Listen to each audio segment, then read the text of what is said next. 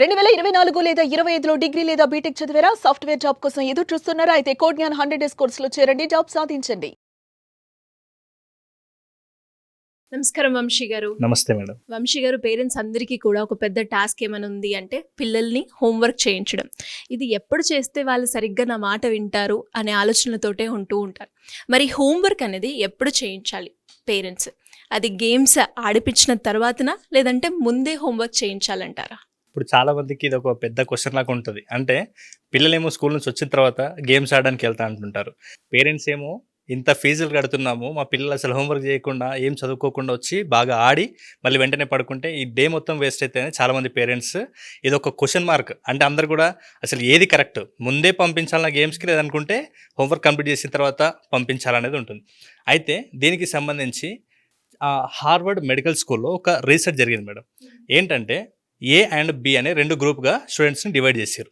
ఏ గ్రూప్లో 10 members, B గ్రూప్లో 10 members స్టూడెంట్స్ని డివైడ్ చేసి పెట్టేశారు. అయితే ఈ ఏ గ్రూప్లో ఉన్నటువంటి స్టూడెంట్స్ని ఏం చేశారంటే స్కూల్ నుంచి వచ్చిన తర్వాత వీళ్ళని ఒక 1 అవర్ గేమ్స్కి పంపించి ఆ తర్వాత వీళ్ళని జస్ట్ అంటే మళ్ళీ ఒక క్లాస్ రూమ్లోకి పిలిపించడం జరిగింది.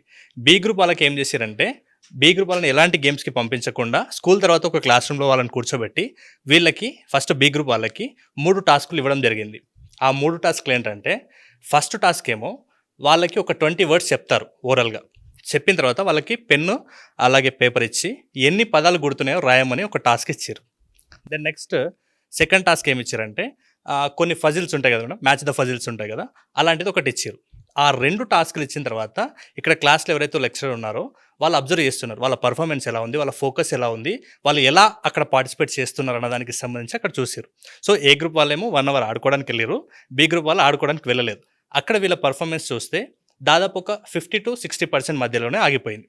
అది ఫస్ట్ డే 1 రోజు. ఇక్కడ ఏదైతే ఏ గ్రూప్ వాళ్ళు ముందుగా ఆడుకోవడానికి వెళ్ళారో ఇదే రోజు డే 1 వీళ్ళది యాక్టివిటీ అయిపోయిన తర్వాత ఇప్పుడు ఇక్కడ ఆ 1 అవర్ ప్లే చేసి అంటే ఎక్కువగా ఆడుకొని మళ్ళీ క్లాస్ రూమ్లోకి వచ్చారు కదా ఏ గ్రూప్ వాళ్ళకి, వీళ్ళకి కూడా సేమ్ టాస్క్లు ఇచ్చారనమాట. అంటే వాళ్ళకి కూడా ఒక 20 వర్డ్స్ ఇచ్చారు, ఎన్ని పదాలు గుర్తున్నాయో రాయమని చెప్పారు. మళ్ళీ సెకండ్ టాస్క్ ఏమంటే మ్యాచ్ ద ఫజిల్స్. ఇది ఇచ్చిన తర్వాత బి గ్రూప్ వాళ్ళతో వాళ్ళ యొక్క పర్ఫార్మెన్స్తో పోలిస్తే ఏ గ్రూప్ వాళ్ళ యొక్క పర్ఫార్మెన్స్ దాదాపు 80-90% బెటర్గా ఉందన్నమాట. సో ఇది ఇలా చేసారు.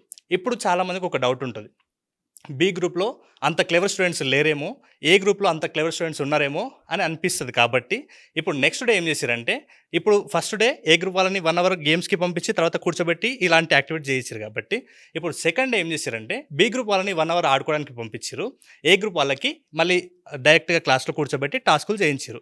ఈ రోజు కూడా అంటే సెకండ్ డే ఇప్పుడు ఏదైతే టాస్క్ చేస్తున్నారో సేమ్ అదే, కాకపోతే డిఫరెంట్ క్వశ్చన్స్ అంటే అక్కడ ప్యాటర్న్స్ మార్చేసి మళ్ళీ ఇవే యాక్టివిటీస్ ఇచ్చారు. ఇప్పుడు వీళ్ళు ఏం చేశారంటే వీళ్ళ పర్ఫార్మెన్స్ కూడా జస్ట్ 50-60% ఉంది. అప్పుడు ఈ 1 అవర్ ఆడుకోవడానికి వెళ్ళిండ్రు కదా సెకండ్ డే బి గ్రూప్ వాళ్ళ పర్ఫార్మెన్స్ 80-90% పెరిగిందనమాట. సో అక్కడ హార్వర్డ్ మెడికల్ స్కూల్ వాళ్ళు ఆ రీసెర్చ్లో కన్ఫర్మ్ చేసింది అంటే క్లియర్గా అక్కడ చెప్పింది ఏంటంటే పిల్లలు ఎవరైతే గేమ్స్కి వెళ్ళి వచ్చిన తర్వాత హోంవర్క్ చేస్తారో వాళ్ళ పర్ఫార్మెన్స్ కానీ, ఫోకస్ కానీ, అటెన్షన్ స్పాన్ కానీ ఎక్కువ సమయం ఉండడానికి వాళ్ళు ఇంట్రెస్ట్ చూపిస్తున్నారని చెప్పారనమాట. దీంట్లో ఏమంటారంటే అంటే ప్రతి పేరెంట్ కూడా దీని పట్ల క్లారిటీ ఉండాలన్నమాట. అసలు మరి ఇలా జరిగింది కదా, దీని వెనుక ఉన్నటువంటి సైన్స్ ఏంటి అసలు అంటే ఫస్ట్ వన్ వచ్చేసి అక్కడ మనం ఎక్కడైతే గేమ్స్కి వెళ్తామో బ్రెయిన్ పనితీరు అనేది మెరుగుపడుతుంది. ఇప్పుడు మనం ఇంతకు ముందు వీడియోస్లో కూడా చెప్పాం, పిల్లలు యాక్టివ్గా ఫోకస్ పెంచుకోవడానికి, బ్రెయిన్ పనితీరు మెరుగు అవ్వడానికి ఖచ్చితంగా వాళ్ళు ఎర్లీ మార్నింగ్ అంటే వ్యాయామం కానీ లేకుంటే నడక కానీ చేయాలని. ఇలా చేయడం వల్ల ఏం జరుగుతుందంటే ఫస్ట్ వాళ్ళకి బ్లడ్ ప్రెషర్ బాగా జరుగుతుంది, దాంతోపాటు ఆక్సిజన్, మనకు కావాల్సిన విటమిన్ మినరల్స్ ఏదైతుందో అది కూడా మన బ్రెయిన్కి ఈజీగా జరుగుతుంది. సో ఇలా వాళ్ళు ఎక్కువగా ఆడుకోవడం వల్ల మన బ్రెయిన్లో డోపమైన్ హార్మోన్ ప్రొడ్యూస్ అవుతుంది. దీనివల్ల పిల్లలకి ఫోకస్ పెరుగుతుంది, మెమరీ పవర్ పెరుగుతుంది, ఎక్కువగా అక్కడ కూర్చోవాలనే ఆసక్తి కూడా పెరుగుతుంది అనమాట. So first very important, games ఆడడం వల్లనే వాళ్ళ మెదడు పెరుగుదల బాగుంటుంది. సెకండ్ వన్ వచ్చేసి వాళ్ళకి అలసట తగ్గుతుంది గేమ్స్ ఆడడం వల్ల. ఇప్పుడు ఉదయం నుంచి కూడా వాళ్ళకి కొన్ని సబ్జెక్ట్స్ ఇష్టం ఉండొచ్చు, కొన్ని ఇష్టం లేకుండా ఉండొచ్చు, అయినప్పటికీ వాళ్ళకి కొంత అలసిపోయి ఉంటారు స్టూడెంట్స్. సో ఎప్పుడైతే అక్కడ ఆడుతారో వాళ్ళకి అటెన్షన్ అనేది కొంచెం అంటే అక్కడ వాళ్ళు ఇష్టమైన విధంగా డ్యాన్స్ చేయడం కానీ, ఆడడం కానీ, లేకుంటే ఇంకా గెంతడం ఇట్లాంటివి ఏదైతే చేస్తుంటారో అక్కడ వాళ్ళ మానసిక అలసట తగ్గిపోయి వాళ్ళు కొంచెం రిలాక్స్గా అవుతారు. అండ్ థర్డ్ వన్ వచ్చేసి వాళ్ళ మానసిక స్థితి మెరుగుపడుతుంది. ఎలా అంటే వాళ్ళు ఎప్పుడైతే ఆడుతుంటారో ఆడేటప్పుడు మనకు టెన్షన్‌కి, స్ట్రెస్‌కి కారణమైనటువంటి కార్టిజాల్ అనే హార్మోన్ ప్రొడ్యూస్ అనేది తగ్గిపోతుంది. ఈ హార్మోన్ ప్రొడ్యూస్ తగ్గిపోవడం వల్ల వాళ్ళు ప్రశాంతంగా ఉంటారు. సో, ఇవన్నీ బెనిఫిట్స్ ఉంటాయి కాబట్టి వాళ్ళు ప్రశాంతంగా ఉంటారు. వాళ్ళ బ్రెయిన్ యాక్టివ్‌గా పనిచేస్తుంది. తర్వాత వాళ్ళకి ఎలాంటి స్ట్రెస్ లేకుండా వాళ్ళు ఉండగలుగుతున్నారు. కాబట్టి అందుకోసమే వాళ్ళకి ఆఫ్టర్ వాళ్ళ గేమ్స్ తర్వాత ఏదైతే హోంవర్క్ చేయించినా, చదివించినా కూడా ఎక్కువ ఫోకస్‌గా వాళ్ళు ఉండగలుగుతారు. సో, మరి ఇలా జరిగిన తర్వాత చేయాల్సిన ముఖ్యమైన పనేంటంటే, మీరు ఇంటికొచ్చిన తర్వాత వాళ్ళు ఫ్రెష్ అప్ అయిన తర్వాత ప్రతి పేరెంట్ కూడా జస్ట్ వాళ్ళతో పాటు కూర్చొని ఒక 5-10 minutes just deep breathing meditation చేపిస్తే వాళ్ళు అక్కడైతే గేమ్స్ ఆడి కొంతవరకు అదే మూడ్‌లో ఉన్నారో వాళ్ళు నిదానంగా ఇక్కడ స్టడీస్ చేయాలి, స్టడీస్ మీద ఫోకస్ చేయాలనే థాట్‌లోకి వస్తారు కాబట్టి ఇంకా ఎక్కువగా ఫోకస్ చేయగలుగుతారు. కాబట్టి ఇది ఎలా యూజ్ అవుతుందంటే మనం ఏదైతే గేమ్స్ ఆడుతామో అక్కడ మన బ్యాటరీ ఛార్జ్ అయినట్టు, మనం గేమ్స్ ఆడకపోతే మన బ్యాటరీ డౌన్ అయినట్టుగా ఇంతకుముందు మనం హార్వర్డ్ స్కూల్ వాళ్ళు చేసిన అదైతే యాక్టివిటీ ఉందో అక్కడ మనకు క్లియర్‌గా అర్థమవుతుంది. మీరు కూడా ప్రతి పేరెంట్ కూడా ఈ వీడియో చూసేవాళ్ళు మీ పిల్లలతోటి ఒకసారి ట్రయల్ చేయండి. జస్ట్ మీరు మీ పిల్లలకి ఎలాంటి గేమ్స్‌కి పంపించకుండా ఒక 10 వర్డ్స్ చెప్పండి. అది ఎంతవరకు గుర్తున్నాయో ఒకసారి రాయమని చెప్పండి. నెక్స్ట్ వచ్చేసి మళ్ళీ గేమ్స్‌కెళ్ళిన తర్వాత నెక్స్ట్ డే ట్రై చేయండి. మళ్ళీ ఒక 10 వర్డ్స్ చెప్పండి. ఎన్ని రాస్తున్నారు?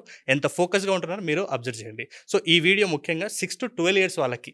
ఆ తర్వాత వాళ్ళు హైర్ స్టడీస్‌కి వెళ్తారు కాబట్టి వాళ్ళకి ప్రీ ఫ్రంటల్ కార్టెక్స్ డెవలప్ అవుతుంది కాబట్టి వాళ్ళ డెసిషన్‌ని బట్టి, వాళ్ళ ఇంట్రెస్ట్‌ని బట్టి వాళ్ళు స్టడీస్‌లో ముందలకెళ్ళాలి. కాకపోతే 6-12 ఇయర్స్ ప్రతి స్టూడెంట్ కూడా ముందు గేమ్స్ ఆడించండి వాళ్ళకి. ఇలా మైండ్ రిలాక్స్ అయిన తర్వాతనే వాళ్ళకి చదివిపిస్తే ఎక్కువ ఫోకస్‌గా చదువుతారు, రాస్తారు కూడా. అంటే ఎలా వంశీ గారు, ఇంకా మీరన్నట్టుగానే చాలామంది పిల్లల్లో మెమోరీకి సంబంధించి అనేక రకాల సమస్యలతో ఇబ్బంది పడుతూ ఉంటారు. మేము చదువుతూ ఉన్నాం, మాకు గుర్తుండట్లేదు.